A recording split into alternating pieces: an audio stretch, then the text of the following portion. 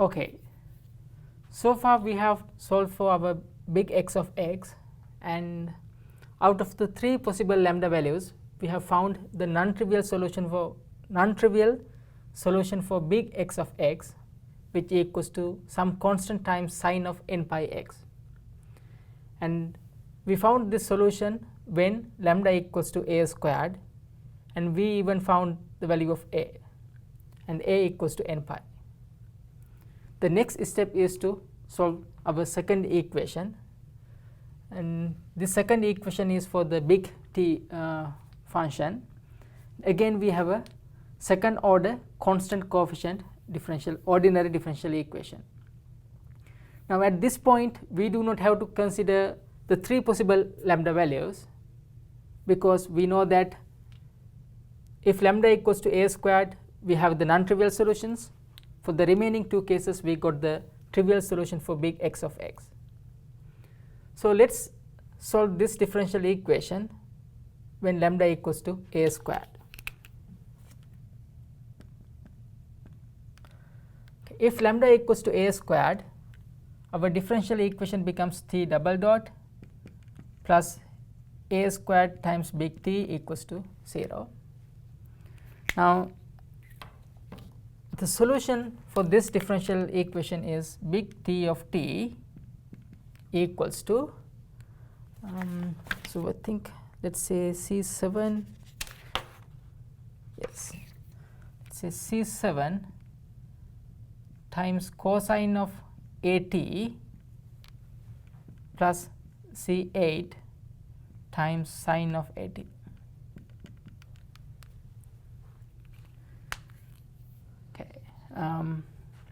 Great. So now we can construct our unknown function u of x comma t. U of x comma t equals to, so we assumed u of x comma t equals to big X of x times big T of t. Big X of x is C6 times sine of n pi x, and big T of t is C7 cosine at plus C8 sine of at, but a equals to n pi, so a equals to n pi.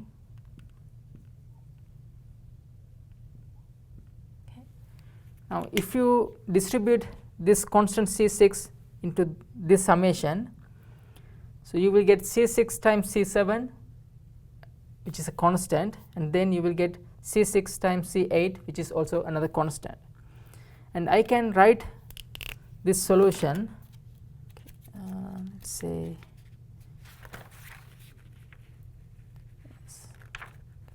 let's use the letter a times cosine a, a equals to n pi. So we have n pi t plus b times sine of n pi t times, I am going to write this term over here, you have sine of n pi x, and this is your u of x comma t.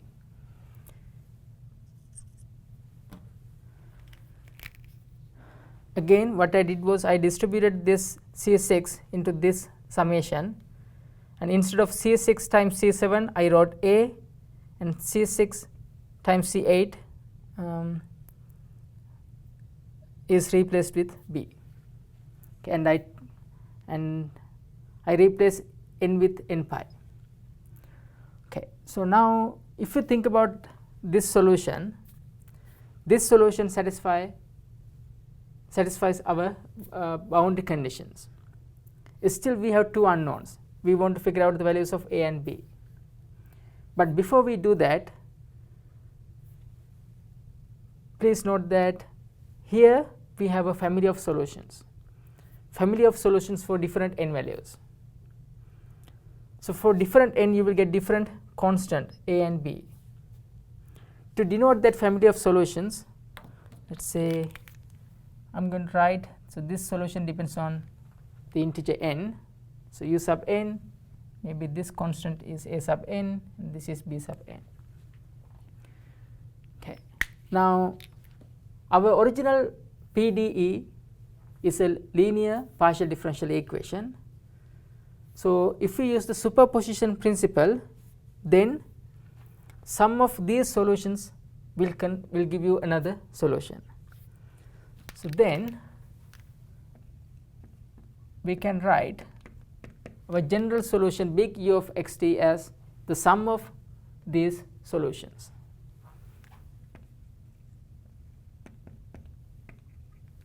Okay. N goes from 1 to a infinity of a sub n cosine n pi t plus b sub n sine of n pi t times sine of n pi x.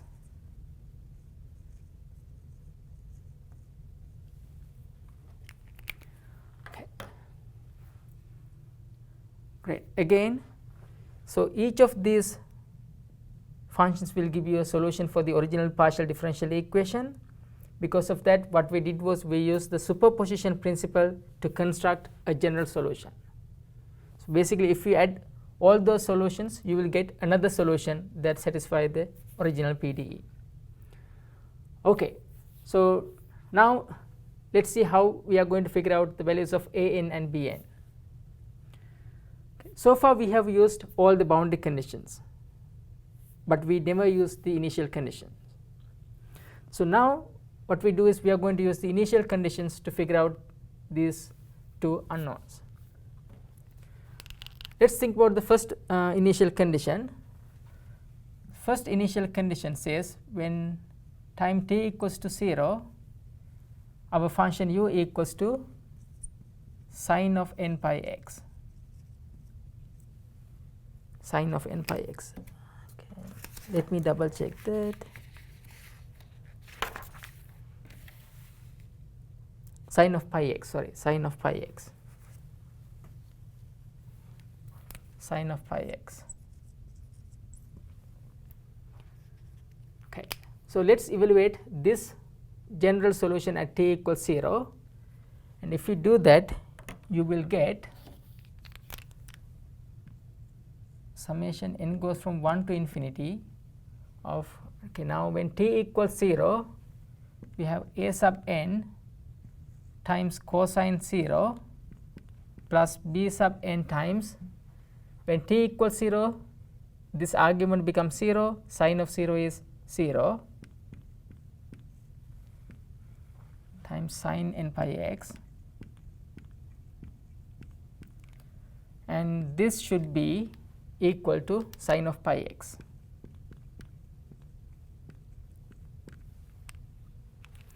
Okay. So this is 0, but cosine 0 is 1. If you simplify this,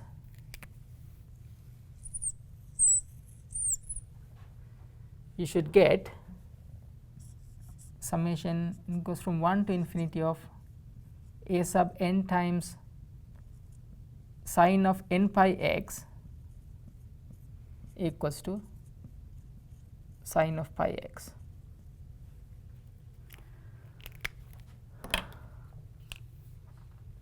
Okay.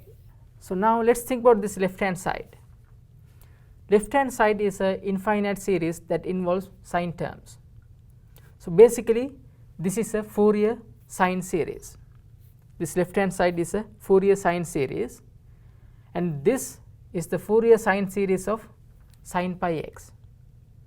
So now what we need to do is using the Fourier sine series we can figure out these Fourier coefficients. Okay, and we obtained a Fourier sine series for odd functions. My x goes from 0 to 1. Okay, So, now the Fourier coefficients should be, say, a sub n equals to 2 over p, and your p value equals to 1, that is the value of this interval, the right endpoint. So, 2 over 1 times the integral from 0 to 1 of f of x, our function is sin pi x, f of x times sin of n pi x over p, and p equals to 1 dx. Okay. Now, if you solve this integral, you will get a sub n equals to 1. So, in my notes I solved this integral and we got this integral equals to 1. Okay. Now, honestly, you do not have to solve this integral to figure out the value of a sub n, and the reason is this. So, here what we do is we found the Fourier sine series of sin pi x. If you expand, if you think about this left hand side, it involves summation of sine terms. As an example, let us say you have the first term should be a1,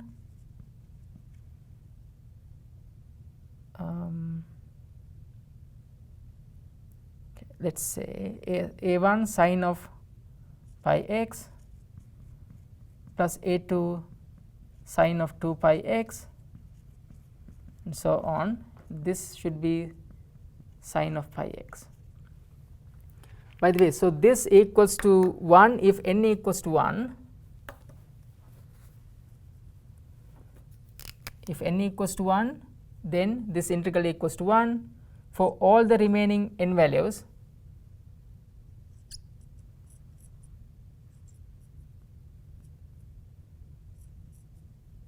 For all the remaining n values, you should get 0. Okay, let me go back to this story. So, in the left hand side, we have a summation of sine terms with different angles, and this summation equals to sin pi x.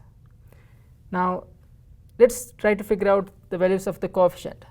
So, in the right hand side, I have sin pi x only. Therefore, this Fourier coefficient a sub 1 should be 1, because that is the only way to get this sin pi x term. And as you can imagine, the coefficient of a2 should be 0 and coefficient of a3 should be 0, and so on. Okay. So, anyway, sometimes we can be please be clever when you find these Fourier coefficients. Okay. Okay, so we have found the value of a sub n.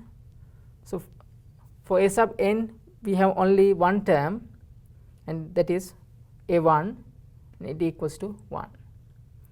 Okay. So, the next step is to figure out the value of bn. In order to do that, we are going to use the second initial condition.